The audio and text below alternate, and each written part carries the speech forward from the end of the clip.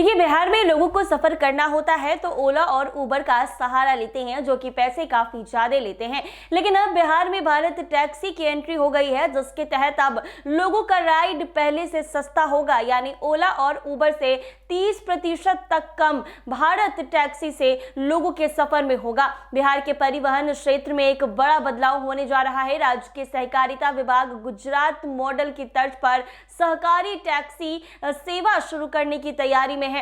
इस नई सेवा का नाम भारत टैक्सी रखा गया है। सरकार से मंजूरी मिलने के बाद इसे जून महीने से चरणबद्ध तरीके से शुरू किया जाएगा। दावा है कि यह सेवा मौजूदा निजी कैब कंपनियों के मुकाबले 20 से 30% तक सस्ती होगी, जिससे आम यात्रियों को सीधा लाभ मिलेगा।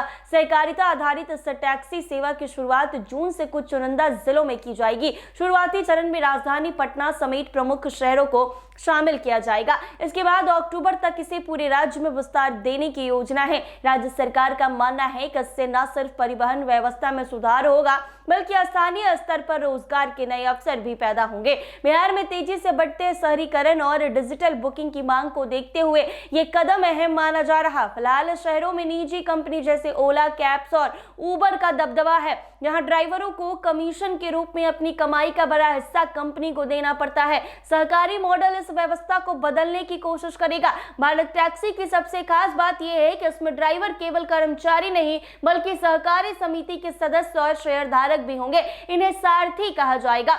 इस मॉडल में कोई निजी कंपनी बिचौलिया बनकर कमीशन नहीं लेगी। यात्रियों से मिलने वाला किराया सीधे ड्राइवर के खाते में जाएगा। इससे ड्राइवरों की आय में स्थिरता आने की उम्मीद है। अभी निजी कंपनियों के साथ जुड़े ड्राइवरों को अपनी कमाई का बड़ा हिस्सा कमीशन के रूप में देना पड़ता है, जिससे उनकी वास्तविक आय कम हो जाती है। सहकारी मॉडल में यह समस्या खत्म होगी और पारदर्शिता बढ़ेगी। इसके अलावा सरकार इन चालकों को स्वास्थ्य बीमा, दुर्घटना बीमा और अन्य सामाजिक सुरक्षा योजनाओं से जोड़ने की तैयारी कर रही है। इससे उन्हें भविष्य के लिए सुरक्षा कवच मिलेगा। खासतौर पर असंगठित क्षेत्र में काम करने वाले चालकों के लिए यह एक बड़ा कदम माना जा रहा है। सरकार भारत टैक्सी नाम से एक मोबाइल ऐप लॉन्च करेगी, जिसके माध्यम से कैब, ऑटो और बाइक बुक की जा सकेगी। ऐप आधारित यह सेवा पूरी तरह डिजिटल होगी। यात्रियों को शहर के भीतर ही नहीं, बल्कि शहर के बाहर यात्रा की भी सुविधा मिलेगी। बड़े परिवारों और समूह को ध्यान में रखते हुए 6 सीट तक के वाहन विकल्प भी उपलब्ध कराए जाएंगे। इससे एयरपोर्ट, रेलवे स्टेशन और लंबी दूरी की यात्रा करने वालों को सुविधा होगी। डिजिटल भुगतान और ट्रैकिंग जैसी सुविधाएं भी ऐप में शामिल होगी। इस योजना के तहत महिला चालकों को भी शामिल करने की विशेष योजना है। इससे महिलाओं के लिए सुरक्षित और सम्मानजनक रोजगार के अवसर खुल सकते हैं। साथ ही महिला यात्रियों के लिए भी एक सुरक्षित विकल्प साबित हो सकता है। सरकार का कहना है ये मॉडल गुजरात में सफलतापूर्वक संचालित सहकारी परिवहन व्यवस्था से प्रेरित है।